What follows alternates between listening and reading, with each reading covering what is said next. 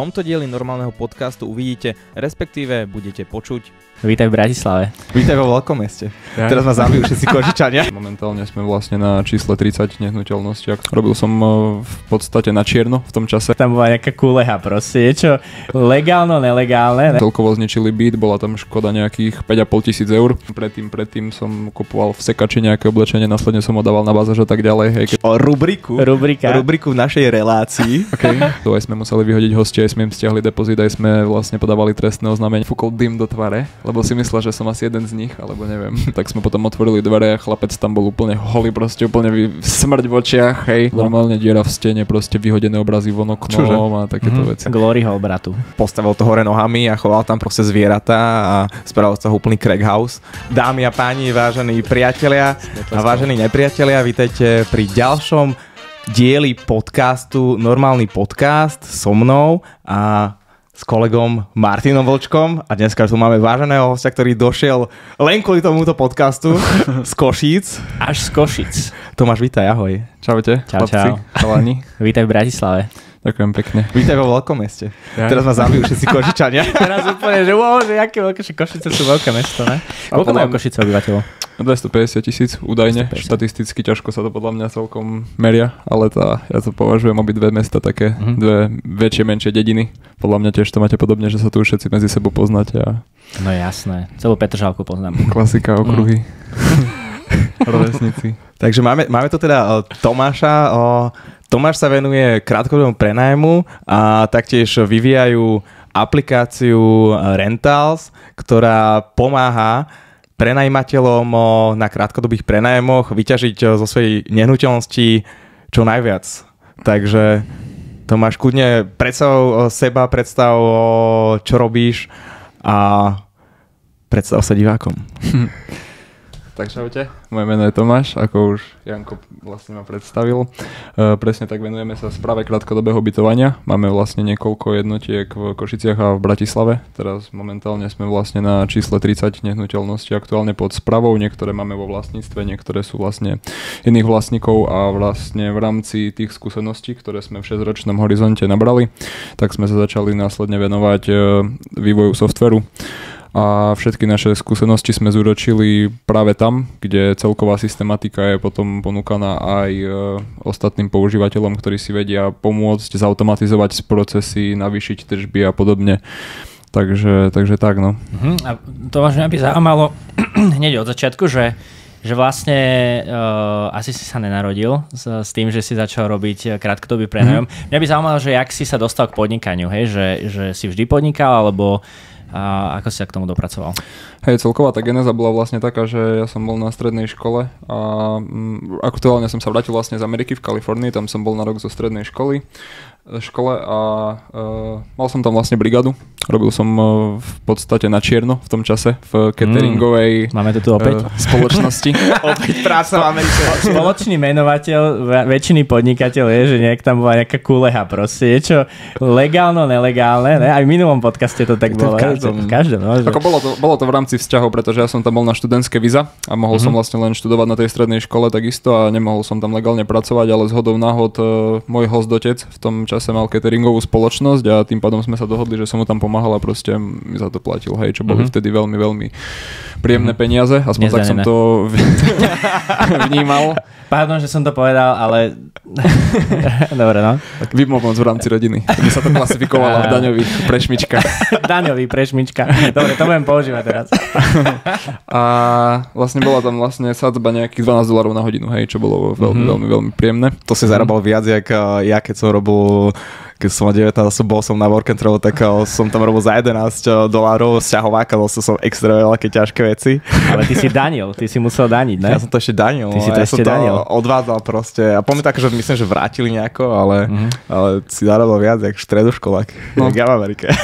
Ako bolo to fakt akože veľmi, veľmi pekné obdobie, pretože bolo to vlastne v Kalifornii, takže som býval asi tak 10 minút od pláže. Bolo to v rámci Rotary klubu ešte v tom čase a tým pádom ja som sa mohol dostať, tam si volili ľudia krajiny, hej, že mohol si vybrať, že či chceš ísť do Ameriky, potom som tam mal, myslím, Bolíviu, Brazíliu a takéto krajiny, ale nemohol som si v rámci USA vybrať, že ktorú krajinu. A dosť veľmi som dúfal, že to bude buď tá Kalifornia alebo Florida, to boli také dve miesta, ktoré ma akože celkom lakali a vyšlo mi to, hej. A bolo to veľmi veľká štatistická odchýlka, pretože to je taká istá pravdepodobnosť, aké by ste povedali, že vyberiete si dva štáty v Európe a poviete si, že tam chcem skončiť, no je malá pravdepodobnosť, že sa to stane, ale tak sa nepodarí. 4% šancu, a menej ako 4%.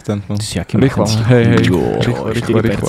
Som teraz vieš, aký v tom memečku, čo sa tam práve tie čísla, ten tušný týpek vo štvrti Popici, čo bol, aspoň myslím, že to bolo.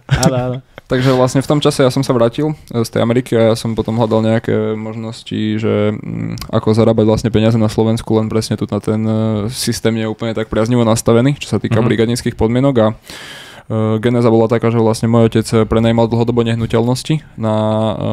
On to mal ako vlastne formu, že kúpil nehnuteľnosť a dal ho do dlhodobého najmu, ale mal veľmi zlú skúsenosť, pretože v tom čase mu celkovo zničili byt, bola tam škoda nejakých 5,5 tisíc eur. Fúha, čo sa stalo teda, ak vieš v krátkosti povedať? Že?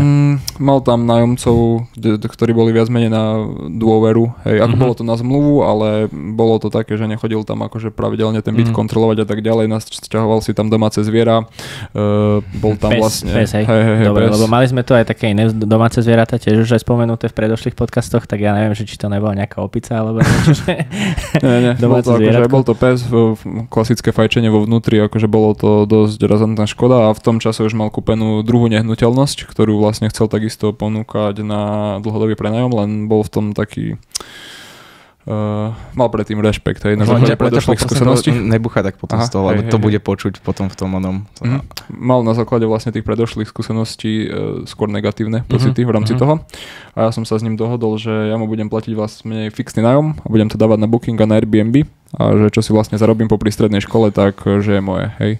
Takže tak sme sa dohodli a vlastne ja som na začiatku všetko pratal, všetko sme sa starali a to bol vlastne prvá nehnuteľnosť a potom som si uvedomil, že okej, celkom je to zaujímavé.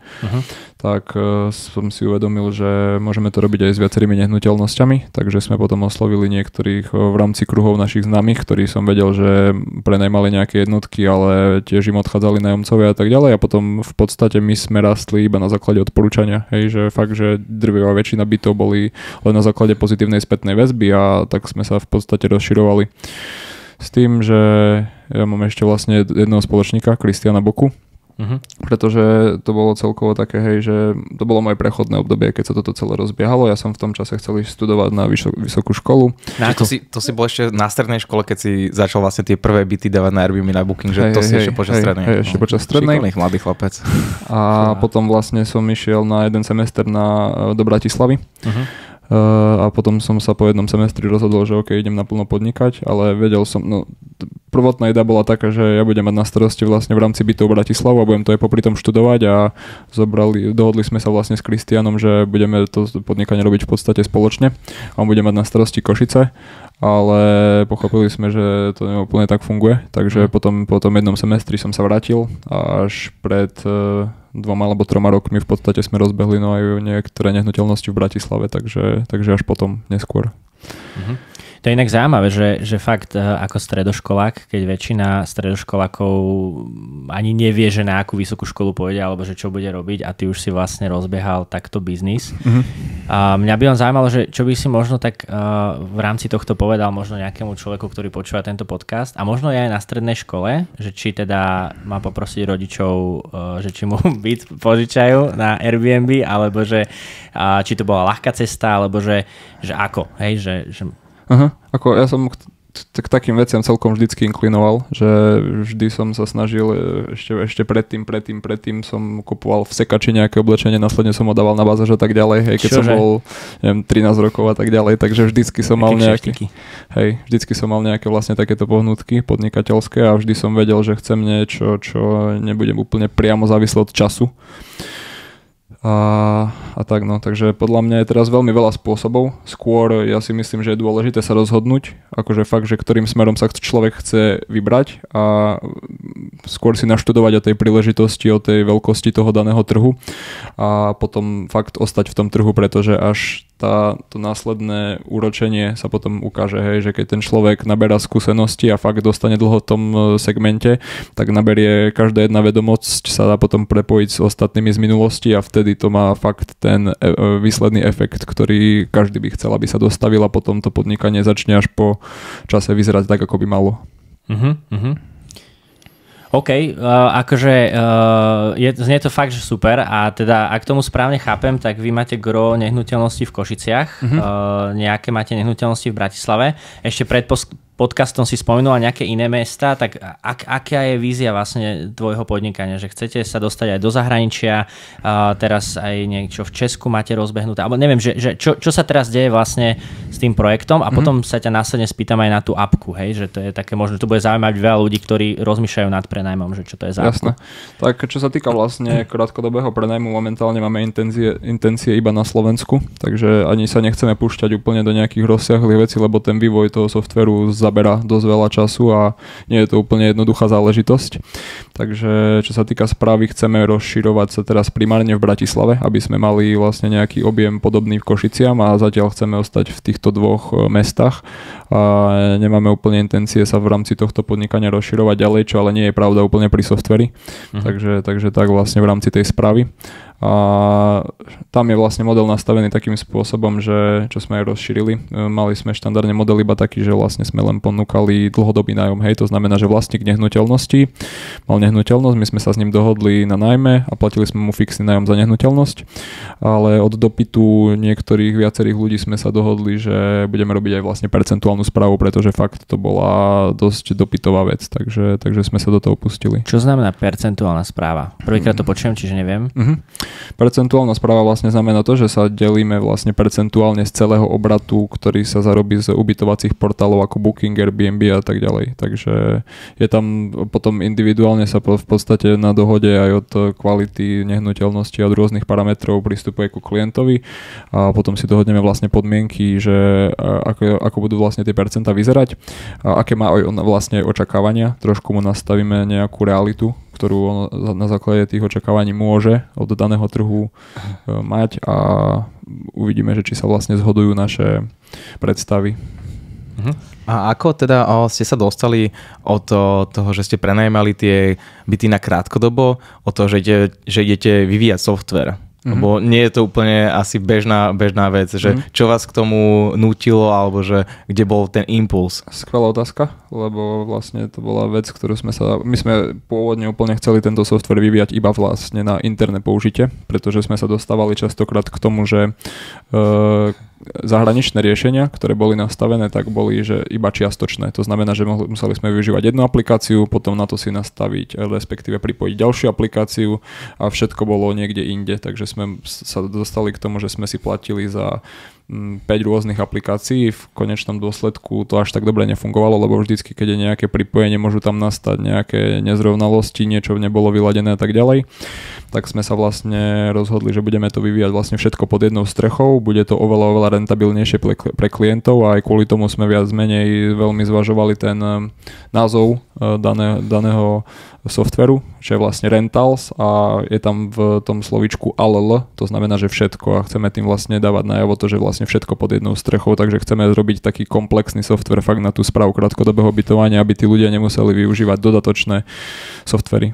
A na čo to teda funguje ten software, keď niekto akože nie je úplne v tomto zbehlý, alebo teda čo to mne ako prenajímateľovi, alebo ako manažerovi, alebo vlastníkovi prináša, aké výhody a s čím mi to vie vlastne pomôcť?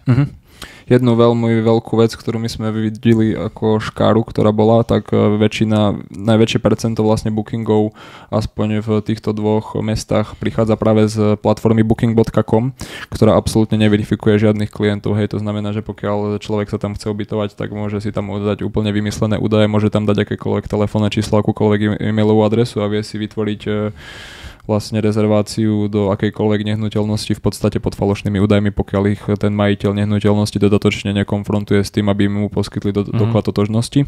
A aj to sa nám častokrát potom vlastne stávalo, že nám dávali falošné občianske preukazy, hej. Takže... A kvôli čomu to niekto robí, že dáva falošné, akože chce vás nejak, že vykradnúť, alebo robí to nejaké udalosti, nejaké parties, eventy, alebo že... Tie intencie sú rôzne, niektorí vlastne boli pod 18 rokov a proste chceli mať nejakú party, hej, že fakt sa tam nájde veľmi, veľmi široká škála tých vecí, ale určite niekto, keď poskytne falošný občiansky preukaz, tak nie je tam nič pozitívne za tým. Hej. Takže tak. No. Som počul, že chodia tam aj také dievčatá, že akože pracovať. Čiže stáva sa to aj vám v Košiciach, lebo počul som, že tu v Bratislave sa to deje. Hej, je to populárne vlastne na celom Slovensku. Ale už si takto zbadal nejaký svoj byt na nejakom portáli? Hej, zbadali sme viacero vlastne takýchto nehnuteľností a dali sme potom do klauzul vlastne, že pokiaľ niečo také nájdeme, tak vieme ich akože pokutovať, konfrontovať a tak ďalej, takže tak no. Jasné. Mne sa to inak tiež teraz stalo asi, že koľko, možno 2 týždne dozadu, a možno mesiac to bol, a našiel som, že jedna hostka, nejaká Španielka, tak si asi 3-krát proste už odo mňa chcela predĺžovať byt, ale že proste chcela to, že pre jednu alebo pre 2 osoby. A ja som bol akorát vo Vietname a tak som to akože nečekoval, že kto tam chodí, akože nedá sa čekovať proste x kamier tých dverových. A on tak pozerám, že v kuse to tam niečo vyhadzovala, že to bolo, že o 3:00 proste, že o 2:00, o 1:00 proste slovenského času, tak pozerám, nie? A že 2 osoby a poprvé vôbec tam nebola tá Španielka, čo tam proste mala byť, že, lebo ja som ju predtým videl, lebo ja som jej niečo išiel odniesť, niečo proste si zabudli. A boli tam proste, že chodil tam, že každú hodinu tam bol proste nejaký iný pán. Ja máme to tu opäť, nejaký Roberto. No, potom jeden pán, ďalší, druhý pán. Pozerám, že nejak veľa návštev, nie? Že o 1:00, o 2:00, tak asi na nechty tam nechodia, alebo čo? Elektrikár, ja si myslím, že to je jasné, že možno ističe nahadzovať. No, tak áno. Však nemôžeš ju podozrievať, keď nevieš. Ale akože mali vyplnené občianske všetky, akože všetko zaplatené, dokonca si to ešte predĺžovali, chceli zaplatia navyše a zháňali proste ubytovanie. Ja som jeden deň, že nemal voľné, tak proste som ho chcel dohodiť Gabovi, ale to by bolo... Dobre, že nemal voľné. Som mu to hodil proste a ja som o tom vtedy nevedel. Takže deje sa to všade, ale akože aj s normálnymi občianskami, normálne proste všetko mi poskytli a vyplne zaplatili. Oni s tým akože nemajú problém, niektorí sú proste takí, že v pohode vyplňa, hej. Ale je tam dobrá dodatočná verifikácia, lebo však už len potom narastie tých nehnuteľností, ktoré už sú málo pod 150 000 hranicou, hej, pri dvojizbových bytoch, tak ja si myslím, že je minimálne dobre vedieť, koho si človek do nehnuteľnosti vstupuje, alebo respektíve púšťa, lebo ten majetok nie je úplne malý, hej. Niektoré sú tam akože, dosť veľké percentuálny majetok, akože majú práve v nehnuteľnostiach, keď takto tí ľudia prenajmajú, takže... Mňa by zaujímalo, že čo tá apka robí, teda, že ja som ako že chcel by som si dať takto prenajímať tú nehnuteľnosť a čo sa tam deje v pozadí, čiže tá apka ti nejak prepojí všetky tieto portály, alebo čo sa tam deje, že a čo s tou verifikáciou sa tam deje? Hej, je tam akože dosť veľa tých funkcií aktuálne a stáva sa to čím ďalej tým robustnejšie, ale áno, v podstate máme pripojenie na Booking, Airbnb a v podstate vieme pripojiť aj nejaké iné portály na požiadavku a následne po vytvorení rezervácie v týchto ubytovacích platformiem hosťovi príde automatická správa s linkom, nemusia si absolútne nič sťahovať, na ktorý kliknú a následne si vlastne skenujú občiansky preukaz z prednej a zadnej strany a vlastne tá tvár z občianskeho preukazu, tá fotografia sa porovnáva s tvárou hostia a musí nastať zhoda. Môžete si potom následne nastaviť aj bezpečnostný depozit a takisto musia vlastne hostia zaplatiť aj mestskú daň a môžu si potom vybrať z dodatkových služieb. Tá mestská daň je tiež jeden z tých väčších problémov, s ktorými sa vlastne prenajmatelia stretávajú, pretože Booking nemá veľmi prostriedky na to, aby tú mestskú daň za nich vyberal.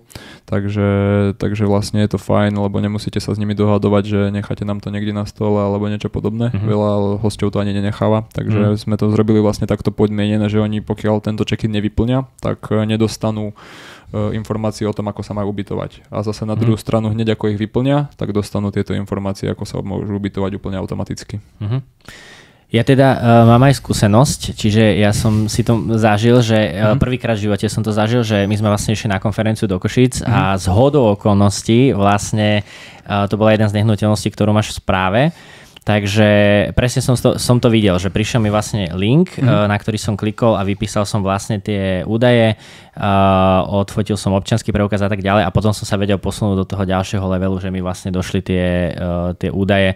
Veľmi pekne mi prišlo videjko, že kde mám prísť, fotky, kde to je a tak ďalej. Čiže veľmi prehľadné, veľmi rýchlo som to vedel nájsť, čo bolo super, takže ak to ide týmto smerom, tak ja ako spotrebiteľ som veľmi teda spokojný, že veľmi dobrá práca. Ďakujeme. Ako od toho času to prišlo ešte dosť veľa iteráciami, lebo fakt akože pracujeme s tým aj tým, že my prenajímame reálne tie jednotky, tak my sme v kontakte s tými hostiami a my máme priamu spätnú väzbu priamo od zákazníkov kvázi z terénu.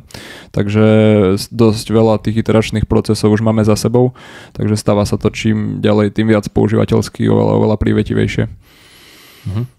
Dobrá, čo to aktuálne teda vie robiť? Vie to teda párovať kalendáre, vie to vyberať mestskú daň, overovať totožnosť, dokupovať si nejaké dodatkové služby, čiže keď asi niekto chce nejaký skorší check-in, neskorší check-out, a akože máte ešte nejaké iné výhody oproti, dajme tomu, konkurencii, prečo by som mal ja ako, dajme tomu, prenajímateľ používať, alebo prečo by som mal ho používať niekedy v budúcnosti, že čo tam nás čaká, nás prenajímateľov? Jasné. Rád by som aj povedal vlastne to, že podľa štatistík veľmi veľa prenajímateľov, ktorých máme a ktorí sú už aktívni používatelia, tak práve dodatkové služby nikdy v živote nevyberali. To znamená, že vlastne ten parking majú štandardne v cene, nevyberajú poplatky za late checkout, early check-in a podobne. A tým, jak máme nastavený celý ten proces, tak štandardne zarobia na dodatkových službách viac, ako nám zaplatia za software. Hej, to je vlastne jeden z týchto benefitov, ktorí reálne majú to nielen, že zadarmo, ale väčšina na tom viacej ľudí zarobí, ako nám reálne zaplatí. A čo nás čaká, tak chceme sa venovať určite viacej aj tým bezpečnostným funkciám. Chceli by sme zrobiť vlastne nejaký taký podobný hub, ako má Airbnb. To znamená, že vlastne nie len hostia budú vám dávať recenzie na pobyty, ale budete vedieť potom vyrecenzovať aj tých hostí a ak u mňa v našej nehnuteľnosti sa stane nejaká škoda a tak ďalej, bude o tom záznam, ak príde potom napríklad do tvojej nehnuteľnosti. Hej. Takže chceme fakt akože tú bezpečnosť zrobiť kvázi komunitne, aby tí prenajímatelia fakt mali prehľad o tom, že koho si do tých nehnuteľností púšťajú. A takisto teraz sa dokončuje fakturačný model, ktorý by mal byť vlastne v rámci ďalšieho týždňa už prístupnený, takže tí ľudia, ktorí si platia za nejaké fakturačné modely u iných firmách, čo sa venujú čisto iba fakturácii, tak nebudú musieť, pretože budú si vedieť vystavovať faktúry tam a budeme to mať nastavené takým spôsobom, že môžu si tam dávať aj iné firmy, hej, že proste dali sme to ako benefit a fakt sa snažíme ísť tou cestou toho, že sa chceme vlastne ponúknuť dosť veľkú hodnotu za veľmi, veľmi nízku cenu, že proste fakt tam to nie je o tom, že zarobíme na jednom klientovi, ale na množstve, takže tak. Takže pre každého jednotlivca si myslím, že je to dosť dobrý deal. Wow, znie to fakt super. Akože keď to bude ešte tlačiť aj faktúry a ešte funkcie platenia faktúru, to by bolo že úžasné, že by to za mňa platilo ešte aj tie faktúry. Ja by som si to úplne užíval. A to by som aj nemusel nehnuteľnosť prenajímať. To by sme nemuseli vyvíjať software. Nedalo mi si nevšimnúť, že cvičíš. Hej, to je myslím, že na kamere možno aj vidieť. Možno dáme nejaký zoom a možno zoom out. Okay. Každopádne, toto ma zaujíma, lebo v predošlých podcastoch sme tiež spomenuli okrajovo, že ako keby veľa podnikateľov športuje, alebo že keď človek športuje, tak má ako keby lepšiu predispozíciu sa stať podnikateľom, možno kvôli disciplíne a tak ďalej. Mňa by zaujímalo, že čo je cvičenie pre teba, ako možno často chodíš cvičiť, že či to je nejaká súčasť tvojho života, skús o tom viac trošku, že... Určite. Ja som menej od malička športoval, najprv kolektívne, futbal, to bola akože taká vec, ktorá... Stolný futbal? Hej. Nie, klasický vlastne futbal, hej. To som bol asi nejakých 8 rokov, takže celkom dlhá doba. A následne som zistil, že nechcem sa úplne venovať kolektívnemu športu z toho dôvodu, že ten celkový výsledok závisí potom od rôznych faktorov, takže... Akú pozíciu si hral? Stred. Stred. Takže tak. A potom vlastne som prešiel na MMA-ko a to som tak potom striedal, tam som bol 2 roky, potom som to sklúbil s posilovňou, potom som zase išiel do Ameriky, tam som chvíľku zapasil, potom cvičil, potom som vlastne prišiel späť, bol som na pár tréningoch zase, potom som zase cvičil, takže vlastne tak sa mi to strieda viac menej ten šport v závislosti. Teraz vlastne pred minulé leto sme mali osobné tréningy vlastne tiež s trénerom na MMA, takže čiže tomu sa venuješ aj aktívnejšie, hej? Že?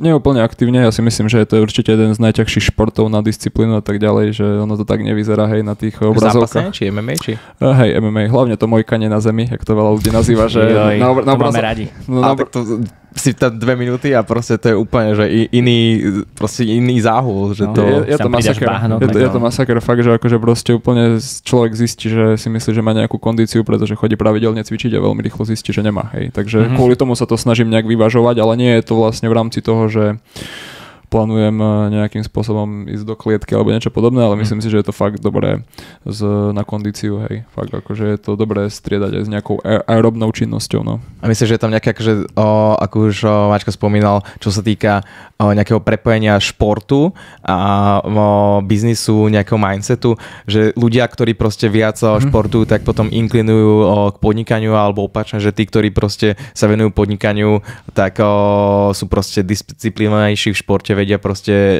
dosávať nejaké tie výsledky, aj keď akože z ktorej strany to skôr pramení.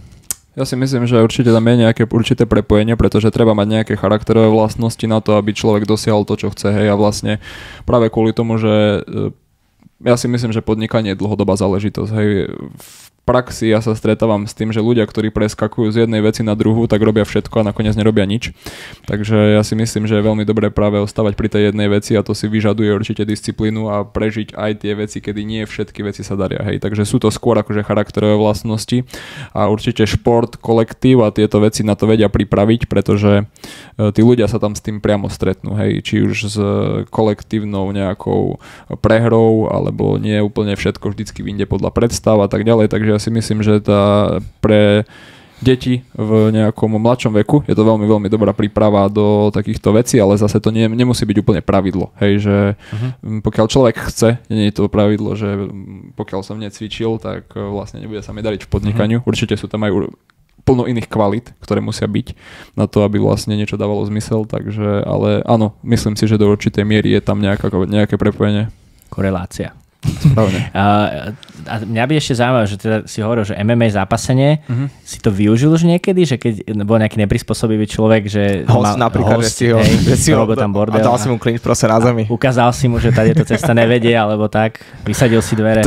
S tým potom budeme rovno presadať na moju ďalšiu otázku, ale kľudne pokračujeme. Na vysadzanie dverí. Skáčeme z jedného na druhú, ale let's go. Nie, akože snažím sa vyhýbať akože nejakým konfliktným situáciám, že nie je to také, a predsa je tam vždycky nejaká zodpovednosť, aj keď, ja neviem,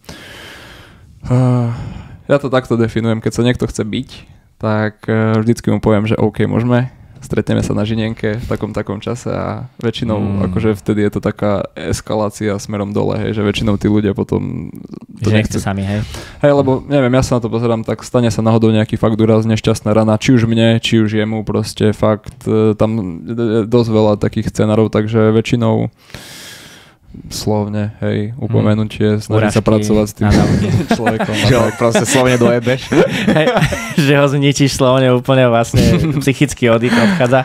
A vlastne v rámci apky mu môžeš dať aj tú psychologickú poradňu. To je možno námed na ďalší modul. No a s tým sme rovno prechádzame. Máme takú obľúbenú už tému, že keď sa bavíme o krátkodobej rubriku v našej relácii, keď sa bavíme o krátkodobom prenajme, aké sú tvoje skúsenosti možno nie s nejakými neprispôsobivými občanmi alebo hostiami, že či sa ti stalo, že neviem, že tam proste robili nejakú party, bordel, ale že ste to museli riešiť, či už proste nejakým vyhodením nejakou pokutou, alebo že ste im strhli depozít, alebo že ste volali políciu, alebo či vás nejak vykradli, alebo mne sa napríklad tiež stalo teraz, že 2 týždne dozor, že ma vykradli a vlastne to sme spolu riešili. Ale požičal si mi kľúčik, takže to nebolo vykradnutie. Čo? Takže to si bol ty? Sorry. Bol tam taký akože, bol tam jeden taký veľký chalan a potom tam bol vzadu taký trošku vávalitejší, tak to si bol ty? No, ja som bol aj ten prvý, aj ten druhý. Aj ten väčšie závalitejší. Čiže máš nejakú rozhasenú kameru, vieš, ti to dáva dvoch ľudí, ale jeden je. No, nič pokračuj. No, sme sa zase nechali prerušiť. Či ste mali nejaké takéto zlé skúsenosti s hosťami, ako ste to riešili? Viem, že s Gabom sme sa o tomto celkom bavili a nás to celkom pobavilo tieto. A takisto aj divákov a poslucháčov. Jednu vec presne, akože všetky tieto veci, ktoré si vymenoval v podstate v tom veľkom objeme bytov, no veľkom, relatívne dosť veľkom objeme bytov a v 6-ročnom horizonte sme mali, takže vlastne fakt sme sa stretli úplne s každou jednou vecou, aj sme museli vyhodiť hostia, aj sme im stiahli depozit, aj sme vlastne podávali trestné oznámenie, takže akože je to dosť pestre. A máme vlastne vypracovanú už na základe týchto skúseností presne aj logiku vlastne prípadov, pretože toto žiaden software, aspoň ja som sa s tým nestretol, že nejakým spôsobom nerieši, pretože vlastne tie malé veci sú vždycky pri hosťoch, hej, či už rozbije pohár alebo niečo podobné. Takže... Akú logiku myslíš? Logiku prípadov, caseov a tak ďalej, hej, že ako sa bude riešiť prípad s daným hosťom, či už sa bude stiahovať depozit, alebo vlastne sa to riešilo tak, že sa to nahlasila škoda do Airbnb, ktorá to vie následne potom preplatiť, alebo či sa zbiera nejaká dokumentácia na podanie trestného oznámenia a tak ďalej. Takže vlastne sú tam nejaké logické postupy pri každom jednom hosťovi podľa nejakej kvázi závažnosti toho, čo robí, hej, že ako sa správa. Ale v podstate väčšina hostí je kľudná, hej, že akože nestáva sa to v nejakej veľkej tejto, ale presne tá štatistická odchýlka vždycky poteší. A daj nejakú kuriozitku, nejakú takú, že čo si povedal normálne, že takto, daj prípad, kedy si mal, že možno strach, že už si bol taký, že fúha, že toto je už moc. A potom daj takú nejakú, že si povedal, že tak toto je úplne z iného vesmíru. Hej, niečo to ako Gabo povedal s tou stoličkou. Čo si proste palcoval riť so stoličkou. Také kuriozitky sme asi nemali, ale... Z nohou stoličky, takže... Tak, že proste zneužijú tú stoličku okay, úplne. Tak jedna bola celkom zaujímavá, kedy som vlastne prišiel na party, že som ich išiel proste vyhodiť a chlapec takto fajčil. A tak mi fúkol dym do tvare, lebo si myslel, že som asi jeden z nich, alebo neviem. Takže to bol pre mňa taký, že... A hneď mu letela. Nie, či bol si akože kľudný na žinenke. Vtedy som veľmi uvidel tie ruky a odfúkol si, že nasal ten dým späť. To som nechcel. Vtedy veľmi rýchlo pochopil, že majú sa spratať, hej, tak by som to povedal. Takže to bola jedna taká vec, čo bola taká funny, hej, že proste... To bol cez koronu? Hej, to bol cez COVID. Hej, to bolo sa také bujarejšie obdobie. Odkedy boli iní, no. A potom raz sa mi stalo tiež vlastne s jednou spoločničkou, ktorá... Ako tvojou spoločničkou, či ako? Alebo všeobecnou... Španielka. Oni to majú spoločné. A tiež sme videli vlastne na kamere, že proste sa tam striedajú hostia a tak ďalej. Čiže v Bratislave? V Košiciach. A v Košiciach sú Španielky. Ale aj v Bratislave, akože sa to... Ale nie až tak často inak, že v Košiciach sme mali viac takých prípadov. Čiže v Košiciach máte proste viac kuriev. Či čo si tým chcel povedať? Väčší objem bytov, takže ešte to nevieme povedať. No ale proste klopali sme, hej, nikto absolútne neotváral, tak... A oni klopali naspäť. Si nebol objednaný, to preto. Hej, klopali sme proste, zvonili sme absolútne nič, nikto neotváral. Som obsadená. Napísali sme im na booking, zavolali sme im, absolútne žiadna výzva. Povedali sme im, že máte 5 minút, až proste ideme do bytu, hej, a tak ďalej, absolútne žiadna reakcia, tak sme potom otvorili dvere a chlapec tam bol úplne holý, proste úplne smrť v očiach, hej. A priviazali on nepočul klopanie. On bol v takom rauši, že nepočul klopanie. Práve, že tam úplne stichlo, hej, a proste videl som, že asi nebol úplne stotožnený s tým, že sme tam práve vošli, no a tá čaja si myslela, že sme akože zákazníci asi podľa všetkého. Počkajte vo vestibule. Takže a pýtala sa, že akože, že či je nejaký problém, hej, takže sme veľmi bylo povedali, že proste okamžite sa zbalte, alebo voláme políciu a vypadnite stade. Takže... Tak hrubí ste? Takže to bola taká kuriozitka. Dobre. Ale myslím si, že ešte sú tam aj pikantnejšie nejaké. Určite ti niečo nápadne také, že si povieš, že oh lord, tak toto je už moc. Jeden bol ešte chlapec, čo... akože je to tam.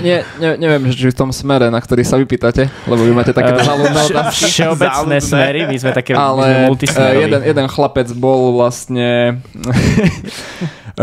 to rozosvielo pri predstave. Bolo vlastne podľa trestné oznámenie, hej, zavolala sa polícia, prišli sme tam, zrobili sme zapisnicu, obhliadku a tak ďalej a proste stretli sme sa potom boli sme osobne odovzdať kľúčiky, pretože zhodou náhod tam nastal jeden presne ešte problém, vtedy sme ešte nemali náš software, nastal problém s overbookingom, to znamená, že vlastne vytvoril si rezerváciu na byt, ktorý už bol obsadený vlastne s inými hostiami, takže sme ho presúvali. A to sa stalo akože s nejakou inou aplikáciou, že ste používali nejakú inú aplikáciu, ktorá nezosúladila proste tieto kalendáre? Áno.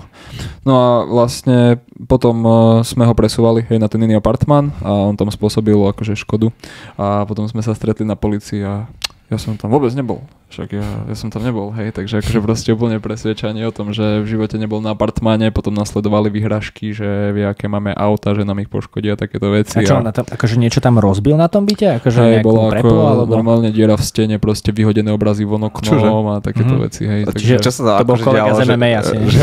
Vieš, akože povedal, čo sa tam dialo? Či proste len... To sme neriešili, my sme chceli proste náhľadu škody, to bol náš cieľ a vlastne za tým sme išli, takže potom sme to riešili, on bol, myslím, že 17 rokov mal, hej, ani vlastne nebol v tom čase, myslím, že plnoletý.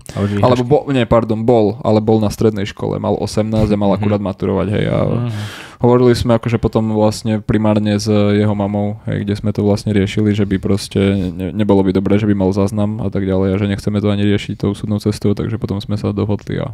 Vyplatila to, hej? Bolo tam vlastne pred notárom spísané, hej, že vlastne nám to platili v splatkách, takže tak. Možno tam bol nejaký pavúk a sa bál toho pavuka a proste to tam celé rozmetal. Lebo diera v stene to teraz by ma zaujímalo. Ale ako vysvetlíš proste dieru v stene, že odídeš z apartmánu a proste prídeš a vyhádzané obrazy, vieš, že... Glory hole bratu. On chcel spraviť glory hole, podľa mňa. A čo tie obrazy? To je dobrá otázka. Zavádzali a zavádzali. Hej, ale akože aj v dverách dvere boli rozbité, tam sa museli meniť celé dvere, hej, boli tam poškodení. To tam píli tí chalani? Alebo čo to? Ja neviem, sám bol. To by ma zaujímalo, bo mne sa napríklad nič nestalo. Ak proste sa mi niečo stalo, tak to bolo, že pohár, alebo proste taký tanier, alebo... My sme mali akože fakt 90% takýchto minoritných tiež prípadov, takže akože chvála Bohu, hej, že fakt, že toto je proste jeden za v podstate celé obdobie, že vždycky to boli len nejaké drobnosti, ktoré sa dali nejakým spôsobom vyriešiť, ale no, toto je tá situácia, ktorá bola zaujímavá. A ako ešte vie riešiť tá aplikácia nejakú takú bezpečnosť, že či to vie ešte nejak inak riešiť cez možno nejaké že smart zámky alebo nejaké generovanie nejakých vecí, alebo že aké sú tam ešte možnosti, aby sa dajme tomu aj napríklad tie krádeže nemohli stavať, aj keď akože viem, že ale tak stále je to bezpečnejšie ako keď máš, dajme tomu, len nejaký kľúčik v schránke alebo takto. No tie smart zámky, ktoré používajú väčšina hostiteľov, čo keď sa pozriete a prejdete po hociakom veľkom meste, či už v Prahe, v Paríži a tak ďalej, sú obyčajné plastové lockboxy, ktoré nemajú žiaden digitálny lock a sú z plastovej konštrukcie, ktoré sa dajú veľmi, veľmi jednoducho rozbiť a zobrať tam mať kľúčiky a my sme tieto boxy vlastne používali ako záložné. A stala sa nám tiež vlastne taká vec, že A normálne aké používate? Normálne používame nejaké elektronické? Hej, elektronické s železnou konštrukciou, takže a vlastne s tým, že sa tam mení kód, hej. A máme partnerstva v podstate s 2 značkami, s ktorými spolupracujeme a vlastne pri potom vyplnení check-inu tak sa automaticky predvygeneruje ten kód a je platnosť obmedzená iba na počas ich pobytu, hej. Takže... A to priamo v tej vašej aplikácii? Správne. tak. Pýtam sa, keby som nevedel, keby som to nepoužíval. No a fakt akože tie plastové, no my sme, jak som hovoril, používali sme ich ako backup lockboxy, či už keď sa vybije baterka alebo niečo podobné a keď už sme pri tých prípadoch, tak vlastne nedávno sa nám stala taká vec, že ten plastový lockbox nám rozbili a proste skúšali to vlastne v rámci do všetkých dverí v rámci akože bytovej jednotky a vykradli tak hosti počas toho, ako tam spali, hej, takže nie úplne pozitívna skúsenosť. Akože v noci? Hej. To bol tvrdý spánok. Hej, dobré madrace. Že vám akože nič neukradli, len hosťom ukradli nejaké... Hosti ukradli. Ukradli vám hosti a nechali to tak, že bolo to akože veľmi negatívna skúsenosť, akože fakt by som povedal, že nechápem, že ľudia sú ochotní riskovať za takový malý užitok v podstate, niečo takéto, ale ako... je to ešte v riešení, takže nejdem to úplne rozoberať. Mali sme viacero takých prípadov, ktoré boli zaujímavé. Hej. Mali sme potom aj chlapca, ktorý si robil rezervácie na Booking, čo už nemá s bezpečnosťou nič spoločné, pretože tam sa to veľmi nedá obmedziť, ale robil si rezervácie na Bookingu a vydával sa ako vlastník a bral rezervačné zálohy za byty, hej, čo sa potom riešilo tiež takisto s kriminálnou políciou a neviem úplne, že tiež v akom to je štádiu, že či to je uzavreté alebo nie, ale tiež akože takýto zaujímavý prípad. A toto bol inak dosť nielen to toto, jak si mi to milé, tiež sme sa o tom bavili, ale tiež som videl kopu takýchto falošných inzerátov za nejakú že atraktívnu cenu, že proste byt, čo sa normálne prenajíma, dajme tomu Bratislave za 600 €, tak bol, že za 450, že bol, akože aby sa mu tam nahlasilo zase moc veľa ľudí a tiež dával, alebo teda písal tým ľuďom, že som v zahraničí, že preto máme tu ešte ďalších záujemcov, ale ak chcete, tak viem vám ho zarezervovať a že by sme potom podpísali zmluvu, ale že pošlite rezervačnú zálohu, nejaký, že 400 € koľko a normálne, že extrémne veľa ľudí proste na to sa nachytalo a poslali tie zálohy a akože... Zarobil, no. Ale tak ten týpek si to... Ten typek si to dokonca, viem, že jeden si to nechával posielať akože na vlastný účet, čiže to stačilo, že nahlasenie polícia si vypýtala proste asi nejaký akože od banky, že kde vlastníkom, no a že úplne, že ľahko takto chytili, že... Že sú akože takéto viaceré casey, že to úplne nedomyslené.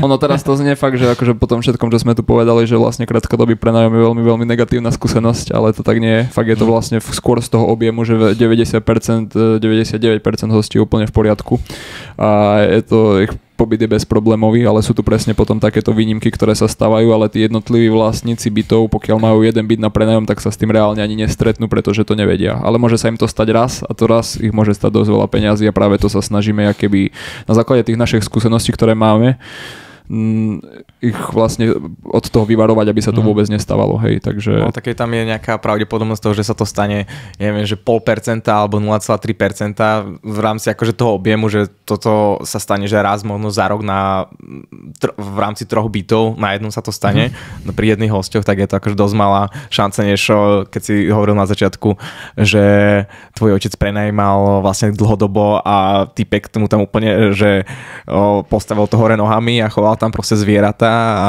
spravil z toho úplný crack house, čo bol vlastne, že dajme tomu jeden z 2 ľudí, čo tam niekedy bývali v rámci rokov, takže tá šanca je tam oveľa proste štatisticky určite sú to úplne iné čísla, ale tam treba tiež brať aj do úvahy to, že fakt, že ten proces, ktorý sme nastavili, keď človek prejde tým, že nahrá tam občiansky preukaz, nahrá si tam tvár, zaplatí bezpečnostný depozit, väčšinou sa tí ľudia správajú lepšie k tej nehnuteľnosti.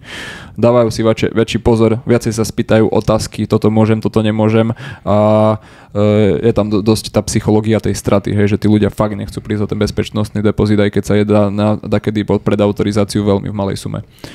Takže aj ten proces určite eliminuje niektoré veci, ktoré by sa vyskytli, hej, takže... Ja za seba mám ešte poslednú otázku na teba a to je, že či si myslíš, že aktuálne v dnešnej dobe, keď už celkom dosť ľudí prenajíma tie nehnuteľnosti a už hotely sa začínajú nejakým spôsobom prispôsobovať, hej, vidíme to všade, že ako možno ty vidíš tú budúcnosť toho krátkodobého prenajmu, že z pohľadu možno investora, hej, kúpiť investičný byt a takto to prenajímať? Veľmi, veľmi závisí od nehnuteľnosti ako také. Ja si myslím, že jednotky, ktoré sa budú vedieť odlíšiť nejakým príslušenstvom, budú určite oveľa ziskovejšie ako tie, ktoré toto príslušenstvo nikdy nebudú môcť mať. To myslím v zmysle, ja neviem, výrivky, sauna, projektor a podobné veci. To znamená, že fakt akože z hľadiska investičného by som sa pozeral možno o tom, že ako sa odlišiť a ako pridať tú hodnotu pre tých hostí na to, aby vlastne si vybrali práve to moje ubytovanie a tým pádom takto zrobiť vlastne tú konkurenčnú výhodu.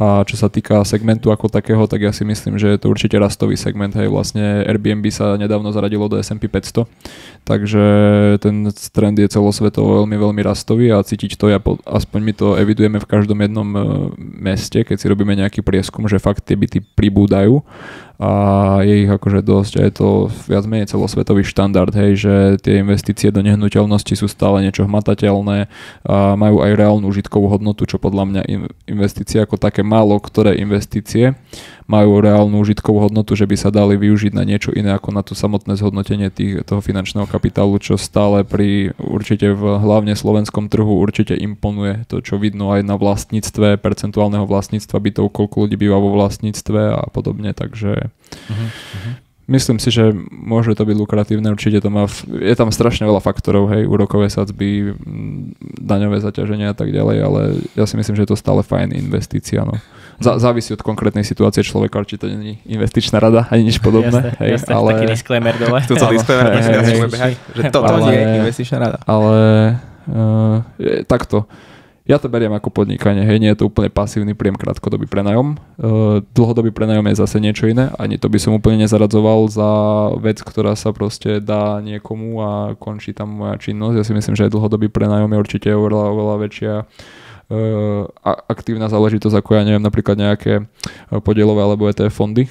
Takže treba si zvážiť vlastne konkrétnu situáciu človeka a vždycky sa treba pozrieť na ten čas, v čom ja som dobrý a v čomu ja sa vlastne chcem venovať a podľa toho k tomu pristupovať. Takže, lebo my to berieme ako podnikanie, hej, takže tým, že to berieme ako podnikanie, sú to iné faktory, ako niekto, keď to má, veľa ľudí to robí ako side job, hej, že proste majú nejakú inú hlavnú činnosť a proste, však idem si aj prenajímať nehnuteľnosť na Booking a na Airbnb a potom dosť veľa ľudí zistí, že to nie je také jednoduché. OK. Dobre, za mňa veľmi dobre zodpovedaná otázka, dobrá otázka a tu už by som to asi aj ukončil, lebo nám pomaly už aj isto dochádza baterka.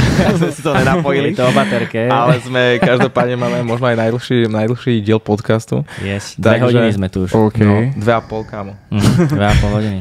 Takže každopádne ďakujem Tomášovi z Rentals, že k nám prišiel a že z ďalekých Košíc.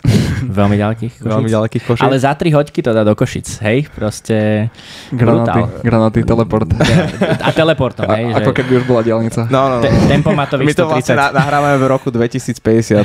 Či počkaj, vlastne ešte ani stejné bude tak diaľnica do Brajsovej do Košic. Nebude. Nevadí. Tak fakt si sa teleportol. To je súčasť tej apky vlastne. Ďalší modul. No, takže... Ďakujem Tomáš, že si prišiel, že si sa podielil so svojím príbehom a že si nám povedal či už o krátkodobom prenajme alebo o aplikácii Rentals a o výhodách, nevýhodách a pokecali sme či už o podnikaní, tak aj o živote. Ďakujem, že si mohol teda prísť a bol u nás hosťom. Ďakujem pekne aj za pozvanie, chlapci. Ďakujeme veľmi pekne. Tak na budúce hadám a do skorého videnia. Ďakujeme teda za... Ja som to ešte chcel ukončovať. Tak každopádne ďakujeme, že nás počúvate, pozeráte. Ak nás ešte nesubscribujete, či už na YouTube, na Spotify, tak to by ste mali zmeniť. A dajte nám samozrejme like, nejaký komentár, nejaký feedback a vidíme sa v ďalšom dieli normálneho podcastu. Majte sa krásne. Čaute.